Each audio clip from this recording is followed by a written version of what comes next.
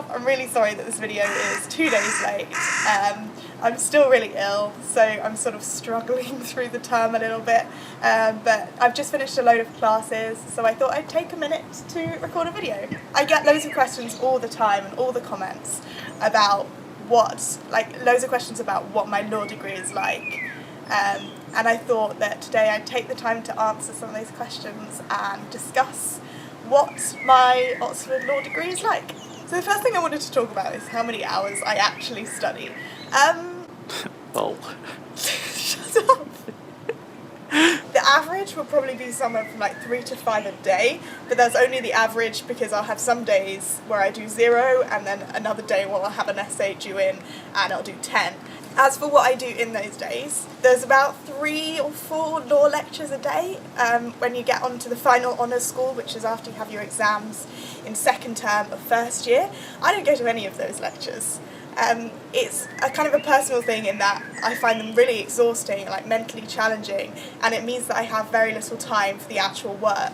So while they're useful as a kind of revision exercise, I'm not really at a point where I can dedicate all of my working hours to lectures. Most of the reading that we have is available online, so I do most of my work from home just using the internet. So in terms of what that reading actually contains, I would say the majority of most of our reading lists are cases.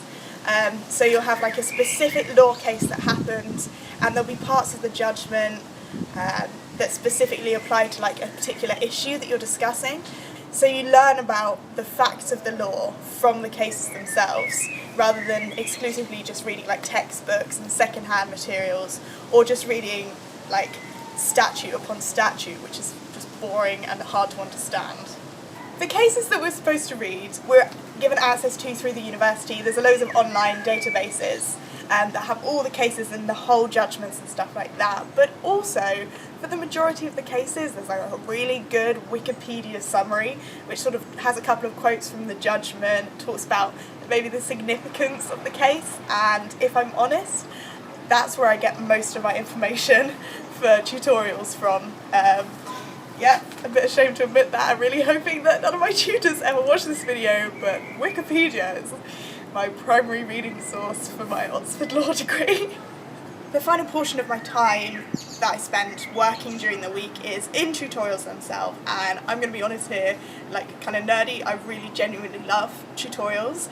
That doesn't mean that I don't come out of them and sort of breathe this massive sigh of relief, but while you're in there, it's so interesting, and you basically just get into an argument with your tutor, and I really find it quite fun in a way.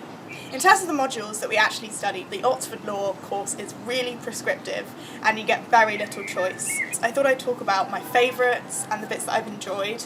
So we start off with criminal law, which I absolutely loved.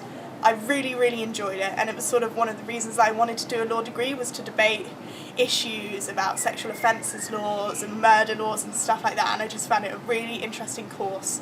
Unfortunately, that was over by the time mods finished. One of the things that I'm really enjoying at the moment is a course called jurisprudence. In jurisprudence you get to choose a mini option, and from that you write an essay over the summer, and it means that you only have half an exam in jurisprudence at the end of finals year. So I am currently doing 3 classes in feminist jurisprudence, and it's really interesting.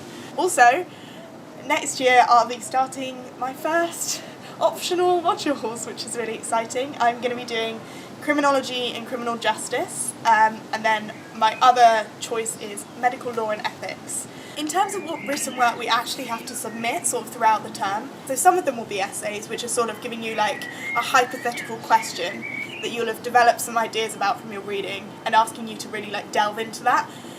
More often than not, we actually get these things called problem questions, which is where they give you a scenario and they ask you to come up with a solution. They ask you to advise one of the parties to that scenario. If you have any questions about law degrees, I really enjoy talking about it because I've had such a sort of tumultuous past with my own law degree.